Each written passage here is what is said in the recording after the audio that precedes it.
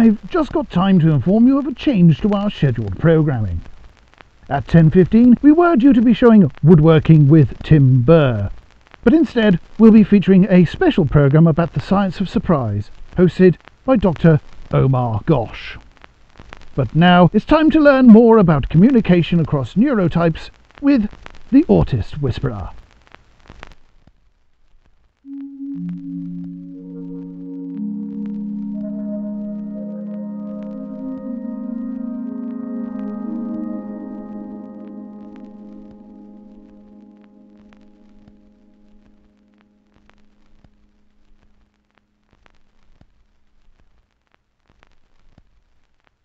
Autistic people have a deserved reputation for often being candid or blunt.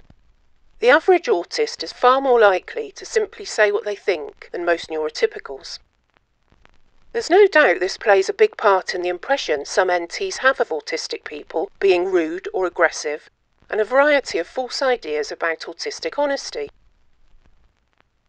Non-autistic people sometimes keep secrets or miss out information which can make a naturally candid autist feel ill at ease and could impact on their ability to trust others.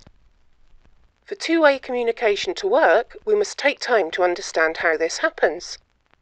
Why do autistic people feel such a strong need to say things as they see them?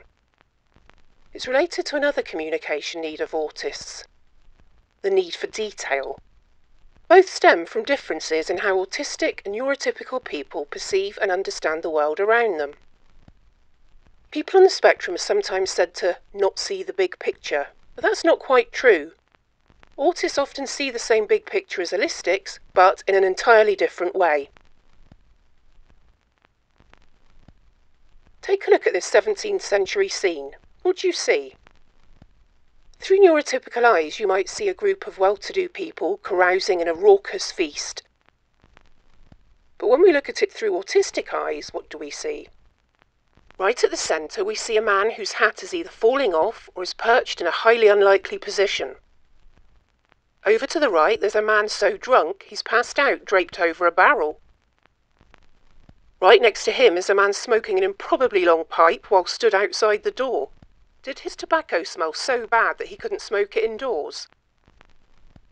Over in the back room, a gentleman is drinking straight from the jug and a friend appears to be tipping his elbow, trying to get him drunk or playing a prank. Whilst on the subject, there's an unusual pair of jugs elsewhere in the picture. This woman holds one with 3 handles, but this jug being brought to the table has only one. And look down here at the front of the picture. This woman seems to have an incredibly small head compared to the rest of the group. Many autists, when presented with this scene, will rapidly take in the details that make up the image. The autistic view of this group of rowdy individuals is built up from its parts, the details put there by an artist telling a tale. A neurotypical observer will usually instantly recognise it as a scene of debauchery. If asked to describe details after the picture has been taken away, they will usually remember less than an autistic observer. The autist might remember the details with ease, but be slower to make judgment of the scene as a whole. Autistic minds often thrive on details, and missing them out in communication would be the same as covering parts of the picture. The lack of information makes it harder to understand the story. We're left with a picture missing essential data. We now have little evidence that the group were getting drunk. We might assume it from the facial expressions of the revellers we can still see, but there isn't sufficient proof. When we talk to each other, this difference in perception is reflected in the way we both speak to and respond to others. To the autistic mind, the detail is important to understanding the bigger picture, so an autist may wish to explain why the people might be drunk. They may mention the ladies with their jugs or the man in the background. Because such information is important for the autist, it is natural to offer it when describing their observations to another. Not describing the evidence feels deceptive. The neurotypical listening may well feel inundated with information they neither want nor have interest in. The big picture is enough for them. They will fill in the details themselves if they feel the need. They're also unlikely to offer much detail in describing the scene unless prompted. If asked, they may well have to go back and check, because the nature of the NT mind is to summarise rather than scrutinise. Candour is another side of the same coin. The need for detail walks hand in hand with honesty and candour.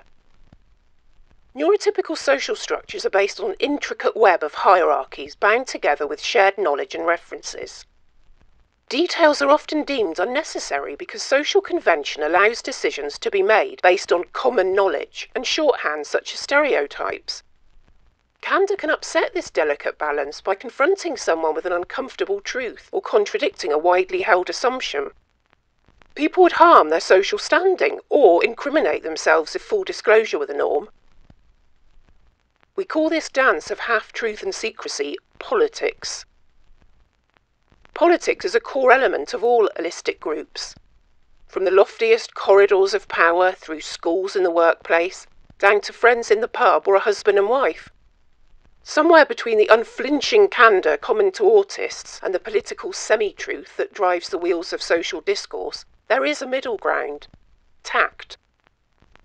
Tact can be summarised as the ability to tell the truth in a manner which is respectful of the feelings and social needs of another. A true master of tact is a skilled communicator. Successful negotiators and leaders all use tact as a primary tool, but all of us would be well advised to adopt a little tact when conversing with other neurotypes. Let's look at a couple of examples. I'm getting ready for a night at the theatre and I'm running a little late. I ask if my outfit looks okay. The flattering, political answer might be, "Darling, you look simply radiant, absolutely wonderful. I wouldn't change a thing. Now, get your shoes on, the taxi will be here any minute." Brutal honesty might sound like, "You look terrible. I hate that outfit. I like the third one you tried, but we haven't got time for you to try another one, so get your shoes on." However, a tactful approach might be, "That third outfit you tried on looked best, I think.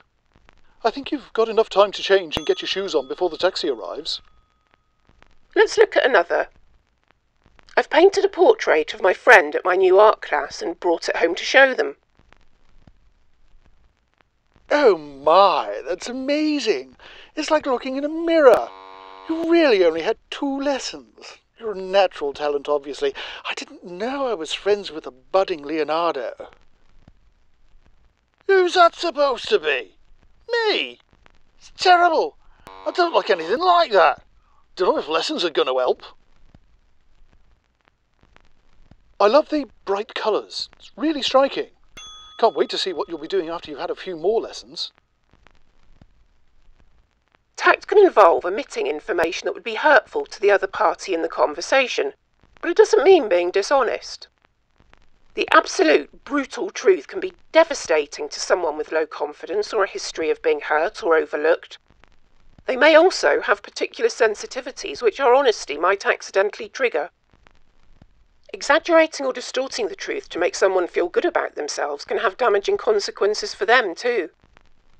It may give them false confidence and lead them to make reckless decisions. It sets them up for failure at a later date. It may make them feel good in the short term, but it paves the way for future disaster. Mastering tact is a major step towards improving communication between autistic and non-autistic people. If the autist wishes for more detail than is initially offered, they may ask for elaboration, which gives the NT an opportunity to cushion any hard truths to follow. If an NT doesn't wish to be confronted with the unfiltered truth, the autist can feel secure in not having lied to them.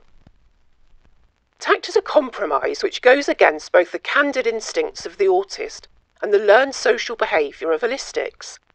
If both sides are to communicate in a manner which is respectful of each other's emotional needs, we must recognise the default communication styles of different neurotypes can cause unwanted emotional stress if exercised unchecked. Reining in the autistic need for open and honest communication can prevent NT perceptions of bad manners, callousness and aggression. Being truthful is essential, but respecting the emotional boundaries and needs of others is equally important to communicating across the barriers of neurotypes. Next time you speak to someone of a different neurotype, have a think about how they may receive your normal communication style. Will your blunt candour or your preference for flattery be well received? Will it create the best conditions for productive conversation? That's the end of this chapter of The Autist Whisperer. Join us next time when we'll be talking about how stimming relates to autistic and neurotypical communication. Until then, thank you for watching.